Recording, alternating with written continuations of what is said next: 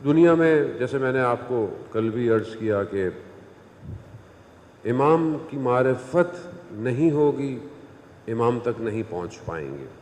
اور امام کی معرفت کیسے ہو کہ جو امام نے فرمایا ہے اس کو اپنی زندگی میں پریکٹیکل لے کر آئیں, عملی لے کر آئیں. آپ لاکھ بولتے رہیں کہ میں فلانے شخص کا ماننے والا ہوں, مگر جب تک آپ کا عمل یہ نہ بتائے کہ آپ اس کو مانتے ہیں کوئی فرق نہیں پڑے گا. آپ ہزاروں نعرے لگاتے رہیں لیکن آپ کا کردار علی کے نعروں جیسا نہ ہو تو آپ پھر ویسے نہیں ہو سکتے.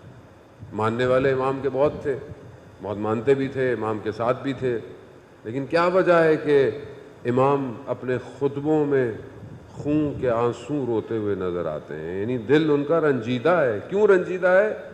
کیونکہ امام کو مان رہے ہیں مگر امام کی نہیں مانی جا رہی ہے. اور یہی معاملہ اور یہی ماجرا سید الشہداء کے ساتھ.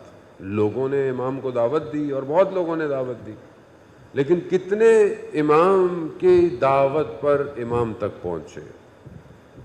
12,000 سے 18,000 کوفہ والوں کے خط ہیں, اور کتنوں کو امام نے خط لکھا اور کتنے امام کے پاس آئے. بس یہی کل میں نے آپ کی خدمت میں عرض بھی کیا تھا کہ جس طرح امام نے حبیب ابن مظاہر کو خط لکھا, اسی پیٹرن پر سسٹم چل رہا ہے. یہی پیٹرن ہے. وقت کا امام بھی اسی اسٹریٹجی پر اسی طریقے سے ہمارا انتظار کر رہا ہے. ہم خط لکھ رہے ہیں امام کو. ہمارا خط کیا ہے؟ عریضے لکھتے ہیں, دعا کرتے ہیں, اللہ جل عز کرتے ہیں کہ مولا آ جائیے. بہترین دعا بھی یہی ہونی چاہیے انسان کی کہ امام آپ آئیں. اور ادھر سے امام کی بھی ریکوائرمنٹ ہے کہ جو مجھے بلا رہا ہے اس کے کریکٹرسٹکس ایسے ہونے چاہیے, اس کا اخلاق ایسا ہونا چاہیے, اس کا کردار ایسا ہو, اس کی عبادتیں ایسی ہوں, اس کا بزنس ایسا ہو, اس کی سوچیں ایسی ہوں, اس کا معاشرہ ویسا ہو. مطلب آپ اکیلے تو امام کو نہیں بلائیں گے, آپ کم از کم تو آپ اپنے گھر میں تو امام کو دعوت دیں گے. جب آپ اپنے گھر میں امام کو دعوت دینا چاہ رہے ہیں تو گھر کیسا ہو؟ گھر ویسا ہو کہ جس میں امام تشریف لائیں. ورنہ استاد دانشمند کا جو انہوں نے واقعہ پڑھا, اور بہت ہم بھی کئی دفعہ پڑھ چکے ہیں, کہ ایک جوان اپنے گھر میں بیٹھا ہوتا ہے اور کیمرے میں, جو گھر کا کیمرہ ہوتا ہے دروازے کا, ڈور بیل جسے کہتے ہیں, اس میں اس کو دیکھتا ہے کہ کسی نے بیل بجائی ہے, دیکھتا ہے تو تصویر آ رہی ہے, تو ایک دم اٹھاتا ہے, کہتا ہے کون؟ کہا میں امام ہوں. کہا مولا؟ کہا میں تمہارے گھر آنا چاہتا ہوں. کہا مولا 1 منٹ مجھے 5 منٹ دیجیے گا تاکہ میں وہ جلدی اپنے گھر کو صحیح کرنے لگا کہ مولا آئے. دیر ہو گئی. جب باہر نکلا تو کیا دیکھتا ہے کہ امام گلی کے کونے پہ کھڑے ہوئے ہیں, اور امام خدا کی بارگاہ میں شکوہ عرض کر رہے ہیں کہ پروردگار گواہ رہنا, میں نے ان کے دروازے کھٹکھٹائے تھے, کسی نے 5 منٹ کہا, کسی نے 3 منٹ کہا, یہ لوگ میرے لیے تیار نہیں ہے. یہی اسٹریٹجی کربلا سے یہاں ریفلیکٹ ہو رہی ہے. کربلا 61 ہجری میں ختم نہیں ہو رہی ہے. کربلا صرف کوئی تاریخی واقعہ نہیں ہے کہ آپ بولیں کہ ہو گیا, ہم جمع ہوں, گفتگو کریں اور گھر چلے جائیں. نہیں, یہ مقصد نہیں تھا امام حسین کا. امام حسین کا مقصد تھا بیدار رہو, بیدار. ہر زمانے کے یزید کو پہچانو تو صحیح, کم از کم پہچانو تو صحیح. ہر کسی کے بس کا کام نہیں ہے جو امام نے چاہا ہے, وہ ہر کسی کے بس کا کام نہیں ہے, لیکن پہچان تو رکھو. آپ مجلس حسین میں آئیں اور وقت کے یزید کو پہچانے بھی نہیں. مطلب ہم ہر روز ہی گفتگو کر رہے ہیں فلسطین پہ, غزہ پہ, سچویشن پہ. کم از کم میں نے پہلے بھی کچھ جگہوں پہ عرض کیا کہ مثلا ان ایام میں اگر آپ کچھ کر نہیں سکتے تو آپ ریفلیکٹ تو کر سکتے ہیں نا. مطلب دنیا میں کیمرے لگائی ہوئی ہے, ٹی وی بھی دیکھ رہے ہیں, ویڈیوز بھی چل رہی ہیں, بچے ٹک ٹاک بھی بنا رہے ہوتے ہیں, تو کچھ ماحول ایسا تو ہو کہ آپ کو لگے کہ آپ آج کے یزید کو پہچان چکے ہیں. کوئی فضا تو ایسی کریٹ ہو, کچھ بینر لگے ہوئے ہوں, جو پروڈکٹ استعمال کرنی ہے ان کی تصویریں لگی ہوں, جو پروڈکٹ استعمال نہیں, کم از کم ہر کسی کو تو نہیں پتا آپ کچھ ماحول بنائیں، کچھ تصویریں، کچھ انفارمیشن مسجد امام بارگاہوں میں پتہ چلے کہ ہم جس حسین کی مجلس میں آئے ہیں یہ ہر زمانے کے ظالم کے خلاف جنگ ہے. لیکن ہم آئیں اور چلے جائیں تو پھر وقت کا امام ہماری طرف کس نگاہ سے دیکھے گا؟ جو یہ کہے کہ یہ تو ابھی ہل نہیں رہے، ان کے لب کھل نہیں رہے، یہ کچھ کر نہیں رہے، میں خدا نخواستہ میرے ساتھ تو وہ نہیں کریں گے کہ جو امام کو کربلا میں بلا کے کیا. سوالیہ نشان ہے ایذان موت. تو ان کوالٹیز کو، ان خصوصیتوں کو کہ جو بہرحال چند دن آپ کی خدمت میں عرض کی ہے، اس کو اپنے اندر ایجاد کریں. عقل کی گفتگو کی، آزادی کی گفتگو کی، مدارہ کی گفتگو کی، بہرحال یہ ضروری ہے. کل میں نے بہرحال بیان کیا کہ انسان کا اخلاق اور کردار، حسن خلق جو حدیث میں نے آپ کی خدمت میں پیش کی تھی، اس میں 5 چیزیں، جس میں حیا بھی ہے، اس میں حسن خلق بھی ہے. تو کل جب میں نے بیان کیا کہ بھائی مطلب گھر میں ہمیں اچھا ہونا چاہیے، تو بہت سارے ہمارے دوستوں کی فون آ گئے کہ مولانا صاحب آپ نے ہمارے لیے تو بات کر لی، خواتین کے بارے میں بھی تو بات کریں، خواتین کو بھی تو اچھا ہونا چاہیے. ہمیں ہر کوئی سنا رہا ہے کہ دیکھیں مولانا صاحب نے کہا مرد کو گھر میں اچھا ہونا چاہیے. تو یہ سب کے لیے ہے، یہ ایک کے لیے نہیں ہے. مطلب سب ایک ایسا گھرانہ بنائیں گے جس میں امام آئیں گے، سب کو کردار ادا کرنا ہے. کربلا کا جو کاروان ہے اس میں کوئی ایک شخص نہیں ہے. امام جب کاروان تیار کر رہے ہیں تو ماں بھی ہے، بہن بھی ہے، بیٹی بھی ہے، بچہ بھی ہے، بوڑھا بھی ہے، بزرگ بھی ہے، جوان بھی ہے. اس کا مطلب کہ ہے کہ امام کو پورے گھر کی ضرورت ہے. آپ اکیلے امام تک نہیں پہنچ سکتے، اور وہ ساری شرائط کہ انسان کے اندر وجود رکھتی ہوں. عقل بہت امپورٹنٹ ہے، اور اسی پہ ہماری گفتگو جو ہے وہ آگے پیچھے لائن سے کنیکٹڈ ہوگی. عاقل ہونا یعنی انٹلیکچوئل ہونا، یہ بہت امپورٹنٹ. عقل درک کرتی ہے، میں نے آپ کو پہلے بھی عرض کیا، عقل ہے جو چیزوں کو اینالائز کرتی ہے، عقل ہے جو چیزوں کو دیکھتی ہے. عقل جو ہے وہ ایک فارم ہے انسان کی. گفتگو میری بہت زیادہ اس پہ نہیں ہے کیونکہ میں کہیں اور ڈفرینٹ انداز سے اسی پہ ایک موضوع پہ پوری گفتگو کر رہا ہوں.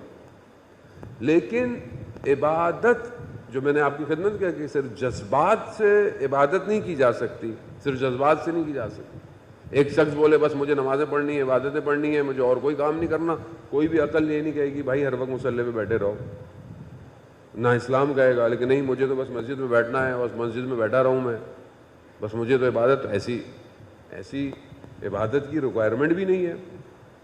آپ صدر اسلام کے اندر دیکھیں، اسی طرح کچھ عرصے کے بعد رسول کے ایک شخص تھا جو ہر وقت مسجد میں تھا. گھر والوں نے شکوہ کیا وہاں پہ کہ یہ ہر وقت مسجد میں رہتا ہے، جب دیکھو سجدے میں رہتا ہے، جب دیکھو استغفار کر رہا ہے، عبادتیں کر رہا ہے. تو زندگی ایسی بھی نہیں ہونی چاہیے کہ آپ کا گھر، آپ کے کام جو ہیں وہ ڈسٹرب ہو جائیں. وہ اتنی عبادت کرتا تھا گھر والوں کے لیے، نہ کوئی نان، نہ نفقہ، نہ کچھ. تو ایک بزرگ وہاں تھے، تو انہوں نے اسلام کی سٹارٹ میں شروع میں جب اسلام مدینہ میں تھا تو اس کا ایک واقعہ بیان کیا. کہا کہ اس زمانے میں جب رسول خدا حضرت محمد مصطفیٰ صلی اللہ علیہ وآلہ اللہم صلی علی محمد وآلہ، کہا رسول خدا نماز پڑھا رہے تھے، ظہر یا عصر، ظہر کی نماز تھی، دوپہر کی نماز تھی. سورج آہستہ آہستہ اپنی موومنٹ تبدیل کرتا ہے. جو نماز پڑھائی تو وہ کچھ دیر میں سورج، اس زمانے میں خواتین بھی مسجد جاتی تھیں جو صدر اسلام میں تھی، تو کسی کا چھوٹا سا بچہ تھا وہ بھی ساتھ لے گئی. اب وہ چھوٹا سا بچہ مصلی پر ہے، سورج کی جیسی دوسری رکعت میں روشنی پڑی، بچہ رونا شروع ہو گیا، گریہ کرنا شروع ہو گیا. رسول خدا نے نماز کو کم کیا، یعنی نماز کو کم کر دیا. کس لیے؟ بچے کی وجہ سے. اچھا رسول کم کر سکتے ہیں، ہم لوگ کم نہیں کر سکتے، یہ خیال رکھیے گا. انہوں نے بولا آپ 4 رکعت کی بجائے آپ نے بولا 2 رکعت پڑھ لی، جلدی ہو رہی ہے، ایسا نہیں. رسول کر سکتے ہیں، شریعت پاسدار وہی ہے، شریعت وہی انہی کی ہے. مجھ سے کسی نے سوال کیا تھا اس واقعے کے بعد، خدا ہمارے اس دوست کی مغفرت فرمائے، اس کے انتقال ہو گیا، الہی آمین تو بول دیں. تو اس نے مجھ سے سوال پوچھا کہ یہ کیسی بات ہے، مطلب رسول خدا نے مطلب 4 رکعت کے بجائے 2 رکعت پڑھ دی. تو میں نے کہا بھائی یہ 4 رکعت سکھائی کس نے تھی؟ رسول نے سکھائی ہے، وہ رسول کی مرضی 2 رکعت پڑھ دی. تو وہ بچہ، وہ بزرگ کہتے ہیں کہ اس بچے کی گریے کی وجہ سے رسول نے نماز کو کم کر دیا.